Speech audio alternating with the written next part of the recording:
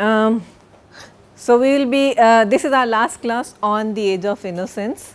So I am going to refer to some of the common themes that struck me as very unique, and one is looking at one's own self through books, because books are a very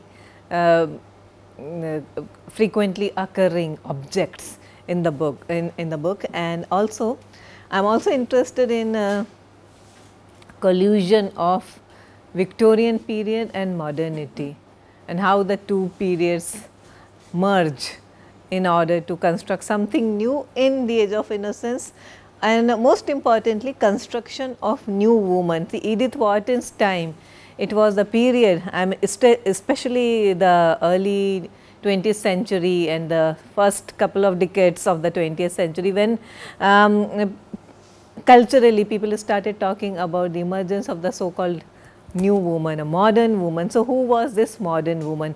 You know F. Scott Fitzgerald also, and he is also known for his depiction of modern women, especially maybe not very prominent in The Great Gatsby, but definitely it is there in Tender is the Night and some of The Beautiful and the Damned. So those kinds of works. So modern, and you have also seen, of course, how can we forget who is that lady in Hemingway? We have done Lady Brett Ashley. Yeah, so Lady Brett Ashley. So if she is not a new woman for those times, then we do not know who it is. So that is the construction of new woman. And remember, these now all these works came around the same time. The Sun Also Rises, Dreiser's An American Tragedy, The Age of Innocence, The Great Gatsby. So all of them, these belong to the almost the same period, and construction of modern women. And when I talk about the construction of new woman in the age of innocence in particular, I am going to refer to the books, the kind of speech women used, and also travel. So we have already referred to something about cosmopolitanism in Edith Wharton, cosmopolitanism in Daisy Miller.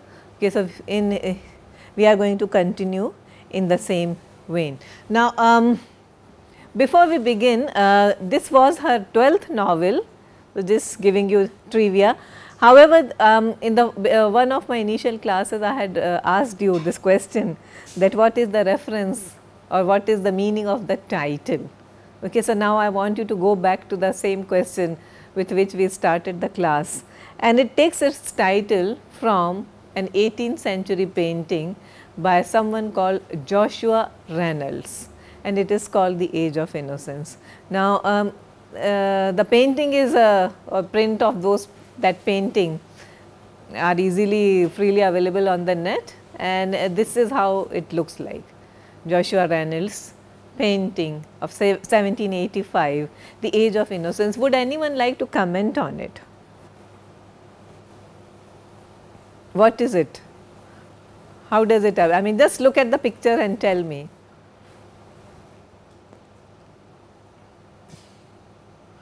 Give me whatever, you know, it's a free interpretation. What comes to your mind? It's afraid. It's not a very relaxed pose. It's clasping her hands and staring. Something is approaching but from a distance. Okay, all right. The use of the color. Is there a smile on the child's face? Very faint smile, a very faint smile.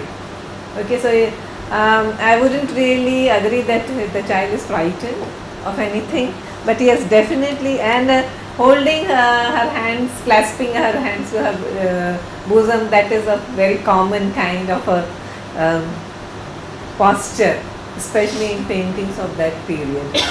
So, what else? I mean, look at her clothes, the color of her clothes, the little bow in her hair. What do all these things signify? It's very pastoral.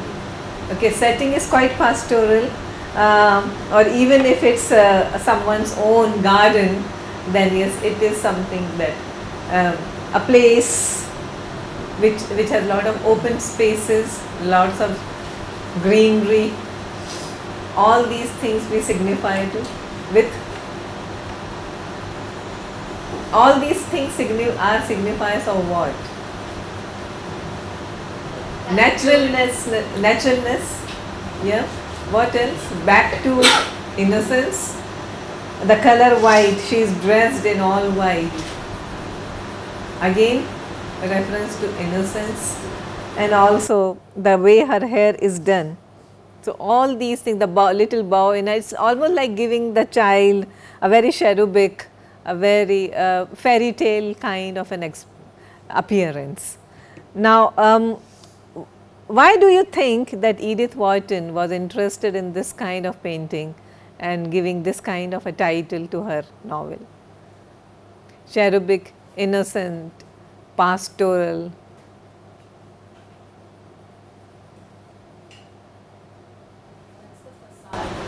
That's the facade. So, the novel is actually not about the age of innocence, but it is very ironical take on. So, it's an ironic take on the title.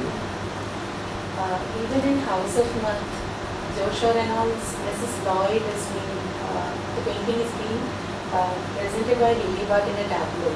Yes. So there's a comment about her nymph and spring. Yes, spring nymph. Yes. So there also the idea is that the presentation that she, the attire that she wears there, it gives out the it reveals the anatomy of the body, which is generally not allowed in that sort of a society. And the men in that particular ball, I think, they make a comment on this, that these people, as in their figures, they have figures, but then it's sad that they are not allowed to reveal it. It's a comment on it. Yes. So, we are talking about the hypocrisies of a particular social set, hypocrisies or the double standards of a society. So, that is what is meant. So, it is, she was a fan of Joshua Reynolds. She grew up in a house full of books about painting. Her father was a huge admirer of John Ruskin. Ruskin is a painter, writer, philosopher, British painter. Yeah, so here Ruskin has written several books on the art of painting, and Edith Wharton's own house was full of books by Ruskin, and at one point even Newland Archer reads Ruskin, we are told. And what do these his sister and his mother read? There are certain books that they also read. It is important in context of what we are doing right now. What kind of women are Newland's mother and sister, and also May's mother? The old conventional, traditional New York upper crust ladies who know that it's their duty to uphold the sanctity of certain values, and they don't want the world around to change. Although the world around them is changing, the center cannot hold. Okay, it's changing so fast, so rapidly, but they don't want to accept that. So, it is reflected in everything that they do, the kind of rituals they follow. So, therefore, very tellingly the novel starts with an opera setting. These are the rituals that the rich and powerful in New York follow. Okay. No one has to say anything. Countess Olenska shouldn't be here. Okay. She gets the hint. Therefore, she does not appear at the Beaufort ball. She has been silenced, okay, by the looks of people. So, why are we talking about the age of innocence? The title here, because Joshua Reynolds must have meant a feminine kind of innocence in a very different way in this painting, but Edith Wharton has a different take on innocence. It is very ironic. She questions that kind of innocence. So, it is the age of innocence is not a declarative, it is an ironic statement. Was it an age of innocence? So, look at her and look at May. How there are so many, I mean, this is the way May must have been as a child. May Wallen, she is perennially dressed in pastels, carrying that lily of the valleys bouquet, and with a smile, with a faint smile on her face. She does not say much, because why does not she talk too much? Countess Olenska has so many points of view. She has comments on New York society. You remember at one point she says, okay, so these great Van der Ludens, they have so much of influence because they make themselves so rare. Again she punctures and Archer laughs that he sacrifices them. After all, they are not so great, it is a very carefully constructed image. They have made themselves rare, therefore they are revered so much, or they are so important. She says things like these. Okay. She's at the ball also, opening scene also, she says, yes, yes, I remember all these men in their pantaloons and their knickerbockers, and what kind, yes, and your cousin Wendy who kissed, no, I was in love with, but once you kissed me behind the door. She says all these things. I mean, these things must have happened to several other girls as well, but they do not voice aloud these. So, what I am talking about, the emergence of a new woman. Is she innocent? She is seen as a scarlet woman. May is a stark opposite, but is Ellen Olenska innocent? Why? She's unable to comprehend the codes that surround her, and she's pointedly trapped by them, and she only realizes it too late. And you see her perplexed in a lot of points throughout but you never see that feeling of puzzlement in May. She is very certain of her surroundings. Yes. Okay, so who is the real innocent here? Is it May or is it Ellen Olenska? So again, something to discuss over. Now, there is a concept of fin de siècle, which literally means end of the century. It is, as this term is associated, I mean, I think you can use it for your competitive exams and JRF kind of exams. So, these things appear. So, what was fin de siècle kind of literature? So, this was a movement which was inaugurated by the French writers, end of the century. Which century? 19th century. Okay. And this kind of literature marked, signposted the late 19th century interest in escapism, world weariness and despair. So, before that things were quite central. People, we were just doing modernism. So, we knew that things have a centrality to them, a stability to them. Okay, and that is, we were also talking about realism and how realism was a slice of life. But here they started showing, this kind of literature started reflecting weariness, world weariness, and also despair with the kind of society people were living in. So, in Newland Archer's character, in personality, you find these things. He is world weary already, he is despairing already. Even before he falls in love with Ellen, do not you think there are hints and traces of his weariness?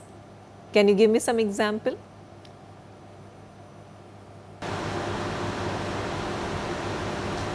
Fin de siècle is also related to aestheticism in England.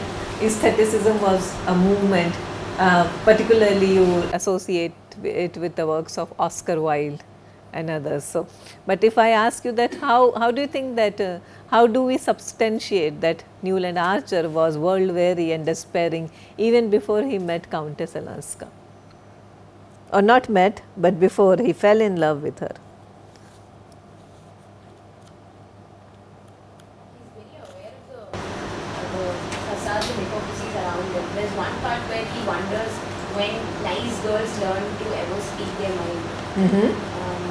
Good. I think that's before he meets Olenska.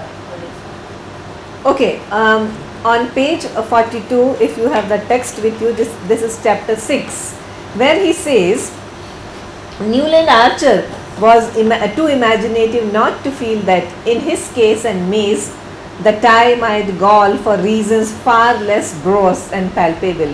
What could he and she really know of each other, since it was his duty as a decent fellow, decent in inverted commas, to conceal his past from her, and hers as a marriageable girl to have no past to conceal. So, the dichotomy is all, they are not equals. they have lot to conceal, and May has nothing to conceal because she is portrayed as such a bland and vacuous character. The word vacuous comes repeatedly in relation to May. When he chases her, runs after her even to Saint Augustine, where she is holidaying with her family. Okay, there also he feels that how boyish and how vacuous she is. There is a vacuity in her eyes. Okay. She really never comprehends who he is, except the codes and conventions that she has been brought up with. What if for some one of the subtler reasons that would tell with both of them, they should tire of each other, misunderstood or irritate each other? He reviewed his friends' marriages, the supposedly happy ones, and saw none that answered even remotely to the passionate and tender comradeship which he pictured as his permanent relation with May Wallen. He perceived that such a picture presupposed on her part the experience, the versatility, the freedom of judgment which she had been carefully trained not to possess. And with a shiver of foreboding, he saw his marriage becoming what most of the other marriages about him were, a dull association of material and social interests held together by ignorance on the one side and hypocrisy on the other. Hypocrisy on Newland Archer's side and ignorance on May. And what does he want? He knows that in order to have that kind of passionate relationship that he really dreams of, that he has read about in novels and watched in plays, what kind of a woman should that be, with whom he can have that sort of a fulfilling marriage? What kind of a woman can give him that? A woman who has, who has the past, some experience, versatility, freedom of judgment. This is what he dreams of. This is his fantasy. But how would May, with her training and her upbringing, be able to bring about experience and freedom of judgment and passion to this marriage? And he, being such an intelligent person, he already knows that the marriage is doomed from the beginning, and he has not even fallen in love with Ellen Olenska at this point. Now, what does it tell you about new woman? We were talking about new woman. So, what makes a new woman then? She's world weary. She is world weary, yes. She has freedom of judgment. Yeah, she is. She has experience. She has some kind of, and he is attracted towards Ellen Olenska because of that. So, that makes. Now, again we are interested in Edith Wharton's own time, that what could have been a new woman in her times. So, what was she reading? Now, she has I was referring to her autobiography, Backward Glance, which was published in 1934. And as a child, interestingly, she was forbidden to read novels. Now, what would novels do? If someone reads novels, what happens?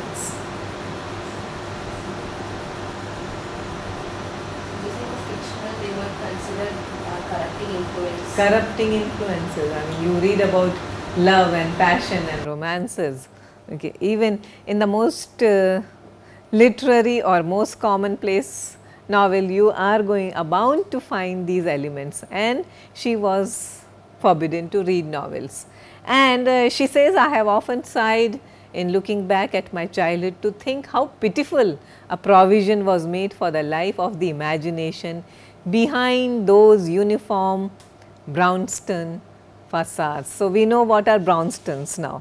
Okay, those are the kinds of houses Newland Archer and May live in, and these are the kinds of houses Edith Wharton herself grew up in. Okay, but behind these facades, we were trained to be entirely unimaginative. I also gave you an example. As a child, she started writing, and one of the stories had an untidy drawing room, and her mother was so critical. Drawing rooms are never tidy, are never untidy, sorry. And she said that her mother's scathing attack on her writing. It put her off creative writing for nearly 30 years. So, she wrote, but she never published. Therefore, that explains why her first novel came so late in the day. Her own mother discouraged her from pursuing what she wanted to do, because see, good girls do not write. That was the idea. Good, because writing suggests that you have a voice, a freedom of judgment. So, all those things are important in order to understand what was a new woman for those times. Okay, I keep referring to Virginia Woolf's A Room with Her, a room of one's own. Okay, so that is also important. Now, this is George Eliot's Daniel Deron, which was published in 1876. This is a TV movie, I think, with Hugh Dancy in it. It's a very good version of it, of the novel. And this was one of the first novels she remembers reading. So, George Eliot.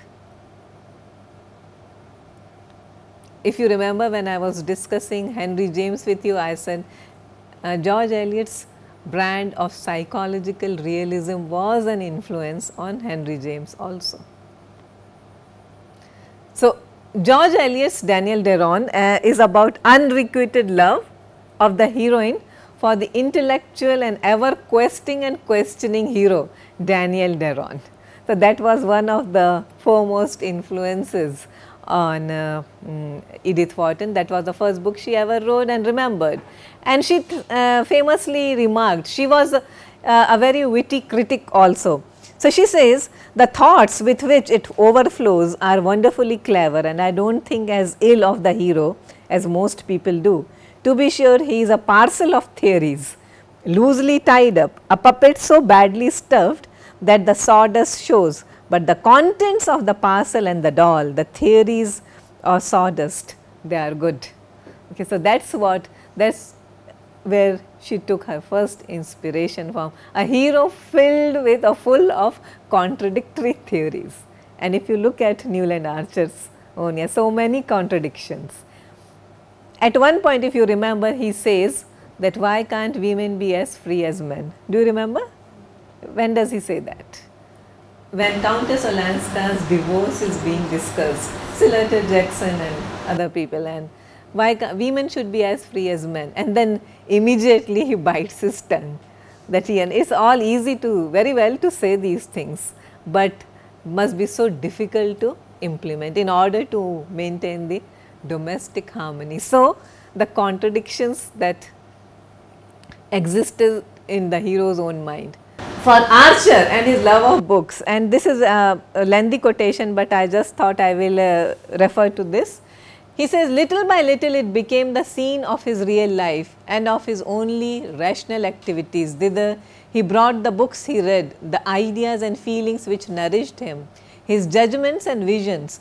Outside it, in the scene of his actual life, he moved with a growing sense of unreality and insufficiency, blundering against familiar prejudices and traditional points of view, as an absent-minded man goes on bumping into the furniture of his room. So, beautifully constructed passage. He had to live with that, but the only way, the only outlet for him was the books he would read. Okay. And therefore, when you read, when you look at Archer's character, the other day we were talking about, what do you think of the scene where he bends down to kiss the tip of Countess Olenska's satin shoe? Okay, why does he do that? It is very theatrical, very melodramatic. But then we have to understand that he has been watching too many melodramatic plays. There is a scene in the parting scene on the stage in that particular opera, where the hero takes a very silent leave from his beloved, just kisses the tip of her ribbon and leaves without she even realizing that he is leaving. She does not turn around, and so those are the scenes that he takes away with him. He lives his life through the books and other cultural phenomena, because his own personal life is so empty. It is full of prejudices and traditional beliefs. Now, where do you place Countess Olenska amidst all this? Is her life as dull? Why do you say so? Because you never get to see her point of view.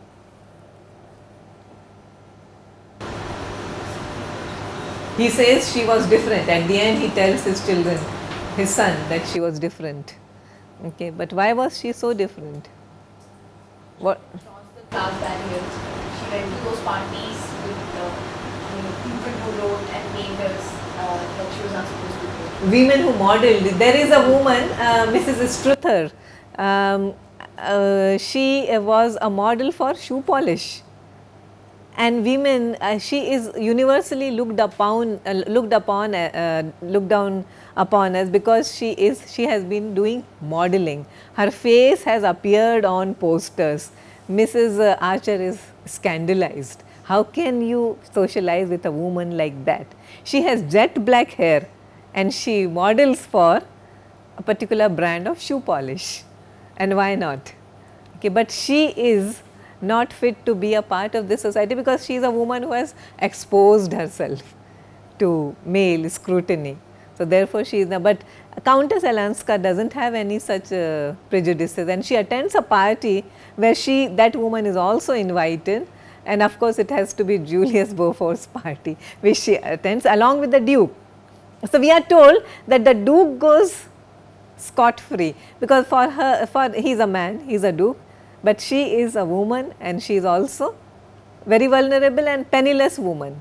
So, what he can get away with is because it is he is a foreigner, he is an Englishman, we do not look at these foreigners, they have very peculiar viewpoints, but she is a New Yorker, she should have known better.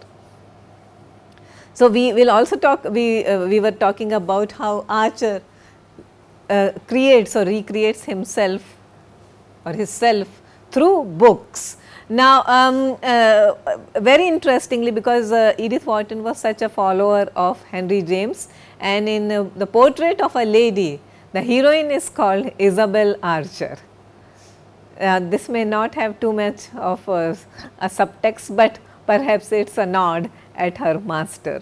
So, his monumental novel and her monumental novel, and you have the protagonist with the same second name. There is a point where he seeks, we are told that before his marriage, when he knows that he is already in love with the Countess and he is going to lose her forever, he seeks solace in books, and I am on page 132 in my book. This is chapter 15 for you.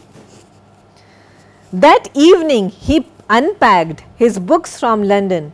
The box was full of things he had been waiting for impatiently. A new volume of Herbert Spencer, another collection of the prolific Alphonse Daudet's brilliant tales, and a novel called Middlemarch. Novel called Middlemarch by George Eliot, as to which there had lately been interesting things said in the reviews. So, he reads the reviews, then buys the books, like most of us. He had declined 3 dinner invitations in favor of this feast of books. So, his appetite is fed on books and not on dinners and invitations and parties. But though he turned the pages with the sensuous joy of the book lover, he did not know what he was reading, and one book after another dropped from his hand. Suddenly among them he lit on a small volume of verse which he had ordered because the name had attracted him, The House of Life. He took it up and found himself plunged in an atmosphere unlike any he had breathed in books, so warm, so rich, and yet so ineffably tender that it gave a new and haunting beauty to the most elementary of human passions. All through the night he pursued through those enchanted pages the vision of a woman who had the face of Ellen Olenska. But when he woke the next morning and looked out at the brownstone houses across the street, so on. Okay, so, it is important that what are the books that he is reading, and he is forming his or forging his own personality. So, Daudet was a naturalistic writer, and Edith Wharton was highly interested in this movement, naturalism. Spencer, who was Herbert Spencer, who was a British anthropologist and philosopher, and of course, you know, The House of Life, which is that thin volume of poem that he loves so much. It is by Dante Gabriel Rossetti, who is an aestheticist and one of the pre-Raphaelites. So, that again mirrors Archer's and Edith Wharton's own life. Okay, he forms himself through his books. So, this is a verse from Rossetti's The House of Life, and you can see this must have been, I am just guessing, this must have been the passage that he reads, the verses that he reads when he thinks of Countess Olenska, and there is a reference to this mysterious lady, and he gives Countess Olenska's face to this lady, the lady's lips and hands and eyes, through these she yields the life that vivifies. He also refers to Middlemarch which was published in around 1871 and 72, and what is the setting of the novel? Early 1870.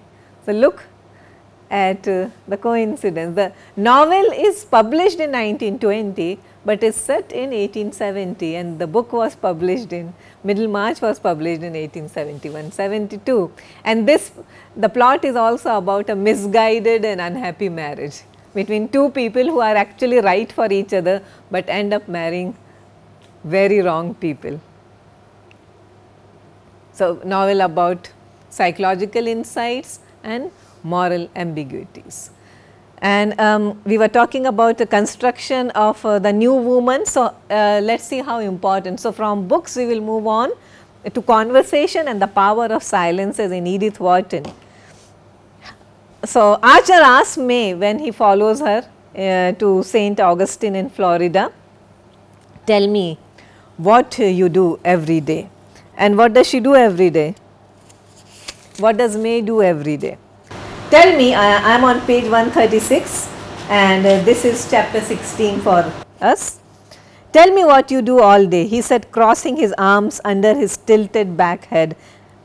To let her talk about familiar and simple things was the easiest way of carrying on his own independent train of thought. If she keeps on jabbering about her familiar things, because if you try to get her into deeper things of life, she would not be able to handle that. But ask her, what do you do every day? And then when she talks, he has the liberty to get distracted, and he can think about what he wants to think. And he sat listening to her simple chronicle of swimming, sailing and riding, varied by an occasional dance at the primitive inn where a man of war came in. A few pleasant people from Philadelphia and Baltimore were picnicking at the inn, and the Selfridge Marys had come down for 3 weeks because Kate Mary had bronchitis. They were planning to lay out a lawn tennis court on the sands, but no one but Kate and May had rackets, and most of the people had not even heard of the game. So, that is her conversation. Now, what kind of conversation is this? Very basic, very elementary. What do you do? So, I cook and I walk and I swim, and I am also now learning to play tennis, and I have my own rackets. So, and I am among friends, and there are people from Baltimore and Philadelphia, of course, people who are like us, okay, and I talk about everyday usual things. So, she is happy talking about those things, but when he asks, she says he has a habit of sending her books, and she says that, you know, really I did not have much time to look at the books, and at their honeymoon all his plans that he is going to read out to her or educate her, those are just put to rest. So, we also know that how adapt at some point later in the novel at silencing, and this is what we are told repeatedly about May. Resolute determination to carry to its utmost limit that ritual of ignoring the unpleasant. Now, this is something very important, that these people should ignore the unpleasant. And what is so unpleasant in their life? From the beginning we are told Ellen Olenska's presence is unpleasant for them. Even talking about her is unpleasant. Even the fact that she shouldn't be attending Beaufort's ball is unpleasant. So, what does she say when he asks her where is Countess Olenska? What is the excuse that is given? She thought that her dress wasn't smart enough. Okay, so she left. Was that the real reason? Not at all. She could sense that she is not wanted, but they both knew that we are not supposed to discuss that because that is unpleasant. So, the idea of self-censorship. So, when we talk about construction of new woman in Edith Wharton, on one hand you have someone like Ellen Olenska who never minces words, who is never on guard. On the other hand, you have May, who appears very simple, but is always conscious to avoid speaking the unpleasant, because that is what her training has been. And also the concept of self-censorship in women, that is important.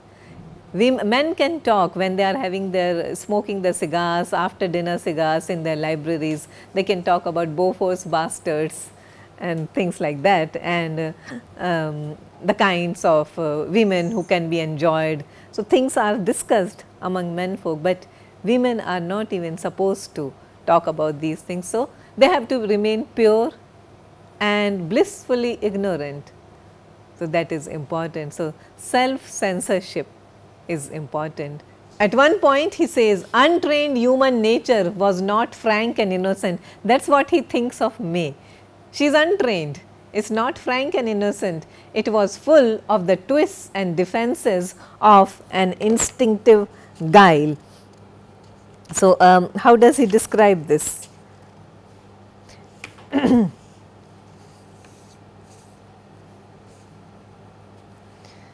On page 43 of chapter 6, he says, again I have already discussed this passage, the hieroglyphic world, where everything is represented by a set of arbitrary signs. So, as when Mrs. Welland, who knew exactly why Archer had pressed her to announce her daughter's engagement at the Beaufort ball, and had indeed expected him to do no less, yet felt obliged to simulate reluctance and the air of having had her hand forced, quite as in the books of on a primitive man that people of advanced culture were beginning to read, the savage bride is dragged with shrieks from her parents' tent. So, parents should not be so eager to give their daughters away. It should always look like they are reluctant to give their daughters away, although she is most keen to have this engagement announced, but still Mrs. Welland will go through the essential proprieties, okay, and this is another code and conventions. So, the older kind of woman and the newer kind of woman, I mean it would not matter to Ellen at all. Now, what does Ellen say? Why not make one's own fashions? She, at one point she says that in the novel and in the film, if you remember, and she says subversive things that topple the hegemony, that challenge the hegemony of, so new woman toppling the, she is a woman who enjoys living alone, she is the kind of woman who enjoys traveling alone, she is the kind of woman who likes to say what or speak out her mind. So, therefore, this kind of a woman is always dangerous. We are told that even as a child she is a precocious child, we have been told, and she came out like a gypsy child with red cheeks, and she used to wear beads. She was allowed to come out in black at her debut ball. So, all these things are unconventional, but the question is why not if she likes that. Okay. And at one point Newland says, at what age nice women begin to speak for themselves? Nice women are never supposed to speak for themselves. That is what society tells us to. Okay, nice women are supposed to endure, and that is what, or in May's case, when May supposedly fights to save her marriage, does she do that on her own? Yeah, she has the support of the entire tribe, okay, and therefore she otherwise on her own a woman with no past and no judgment and no imagination, she wouldn't have been. But she needed the support of more wily, experienced, clever women in order to get what she wants. So, again, and also I am interested in May's lie, which eventually drives Ellen Olenska away. Okay, so we are, on one hand we are talking about speaking women, silencing women, and then we also talk about the lying women who lie to get what they want. So that is another part or aspect of a character. I mean, a person like Ellen Olenska wouldn't perhaps resort to a blatant like this, but May doesn't think twice before lying, and perhaps she is condoned for that lie, because after all she is justified in trying to save her marriage. Okay. So, we are talking about the new woman when the novel was written at the cusp of Victorian morality and forces of modernity, and he says women ought to be free as we are, but several times he questions this statement of his own, that he may say this, but does he actually believe in this? You can refer to chapter 5. Now, again we also look at the novel is important because it looks at women, silenced women and speaking women and new women through a male center of consciousness. Why do you think she had to give a male protagonist for this kind of a novel? After all, much before this she had written The House of Mirth, where you have entirely woman's point of view. Why do we need a male perspective here? We would span a more wide range of spaces, because as a man you would have had more access even to the man's world, okay, which Lily Bart would never have, okay, in the House of Mirth. But here, because he is a man, Newland can meet the Lafayette and Senator Jackson on one hand and get a first hand impression of what they think of women, and Julius Beaufort. At the same time, he has access to the woman he loves and the woman he marries and their private world as well. And at the bottom it is about the tragic consequences of evasion, and again we talk about evasiveness of speech and words.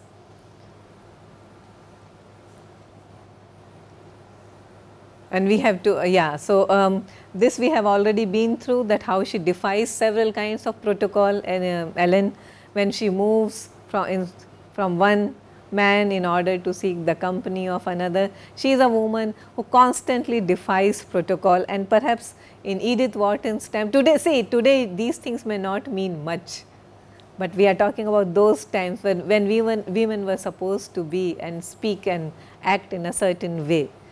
So, to wind up the entire thing, this is a passage, or this is an extract from A Backward Glance, where she says, words and cadences haunted it like songbirds in a magic wood, and I wanted to be able to steal away and listen when they called.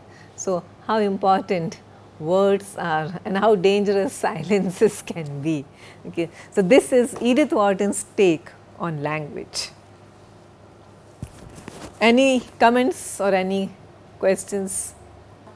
Where Archer's son comes in, and we see that he is very flippant about Countess Olenska and his affair, whereas 80% of the book has been about how subtle it has been, but the way he puts it, it's over into a sentence and this is out there, and she was your Fanny, he says that. Yeah, she was your Fanny. He has his own Fanny and she has Countess Olenska was your Fanny, and he is taken aback, my Fanny.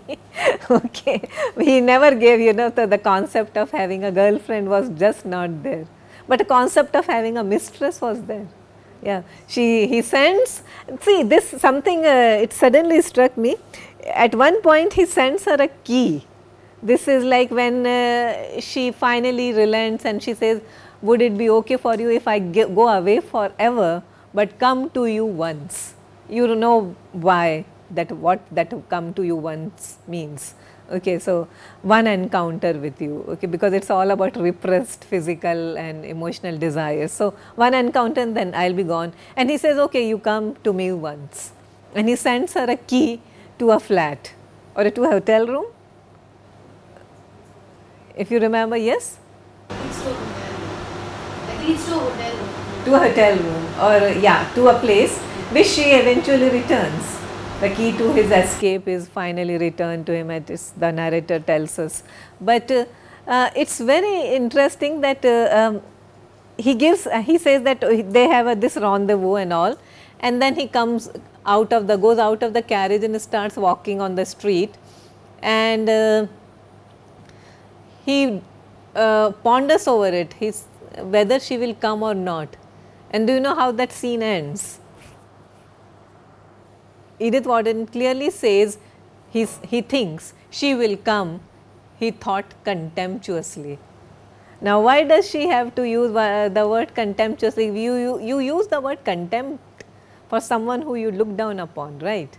Not for the woman who you have put on a pedestal. Throughout we are told he has put her on a pedestal, but then she will come for this kind of rendezvous. The moment she is willing to give herself to him, she becomes one of those women, and now she has started having, you know, the beginning of the feelings of contempt for her. That's very interesting. How many of you are familiar with this play by Christopher Hampton called Dangerous Liaisons? Dangerous Liaisons, it's a French novel, and it was translated in some John Malkovich movie with Michelle Pfeiffer and Glenn Close. Yeah. So, what is the entire plot about? It's a brilliant novel by this French author. It's an epistolary novel. The entire novel is written in letters. It's about this playboy who has a bet with a particular woman, very high society woman, that I am going to have an affair with this very virtuous woman. She has never let any man, breath of any man touch her all through her life except her husband. She is a married woman now, and she is known for her virtues and chastity. If I am a playboy of certain repute, then it is my duty to debase her. Okay, he is not in love, but it's a wager. And she says that society woman played by Glenn Close, she says that okay, fine, you can if you can have her, then you can have me also. Okay, so that's the kind of bet they have, and he has her. And once, and how does he have her? By putting her up on a pedestal. He keeps on writing her verses and letters that I have so much of respect for you, I adore you, I think because of you I am undergoing this kind of transformation. Love has transformed me. If you don't love me back, I don't think I will ever be able to redeem myself or atone for my past sins and all. And she gives him. And at the end he drops her mercilessly. He just trashes her like anything, and she dies. It's very interesting. And again we were talking about Newland refers to this in highly complex Western European societies. These kinds of affairs are well known, but not in America. Yeah. I think it's interesting to have a comparison of such kinds of texts. Okay, thank you very much.